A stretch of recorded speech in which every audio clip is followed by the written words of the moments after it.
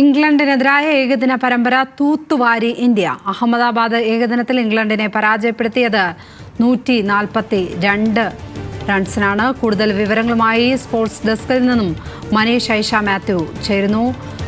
Manish, Indian ജയം ഏത് തരത്തിലായിരുന്നു?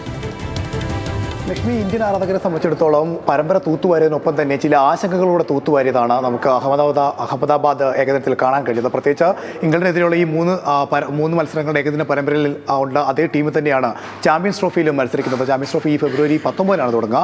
അവസാന മത്സരത്തിൽ ഇന്ത്യ ഉയർത്തിയ വലിയ ഒരു വിജയലക്ഷ്യം പിന്തുടരുന്ന ഇംഗ്ലണ്ടിനെ സംബന്ധിച്ചിടത്തോളം 142 റൺസുകൾക്കാണ് അവർ പുറത്താകുന്നത്.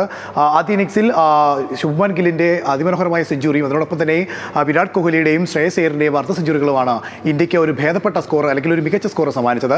അതിന് പിന്തുടർന്ന് മറുപടി ബാറ്റിംഗ് ഇംഗ്ലണ്ടിനെ ഒരു ഘട്ടത്തിൽ പോലും മത്സരത്തിലേക്ക് വരുന്നതിന് ഇന്ത്യയുടെ ബോളർമാർ അനുവദിച്ചില്ല എന്നുള്ളതാണ് ഇതിൽ ശ്രദ്ധേയമായിട്ടൊരു കാര്യം. അതിനോടൊപ്പം തന്നെ എടുത്തു പറയേണ്ട മറ്റൊന്ന്, ഈ ഏകദിന പരമ്പര പൂർത്തിയാകുമ്പോൾ ഇന്ത്യയുടെ ഇതിനു മുമ്പ് ഉണ്ടായിരുന്ന മത്സരങ്ങളിൽ ഫോം ഔട്ട് ആയിരുന്ന ക്യാപ്റ്റൻ രോഹിത് ശർമ്മ, അതുപോലെ തന്നെ വിരാട് കോഹ്ലി, KL രാഹുൽ തുടങ്ങിയ എല്ലാവരും തന്നെ ഫോമിലേക്ക് എത്തുന്ന ഒരു സാഹചര്യം ഉണ്ടായിട്ടുണ്ട്.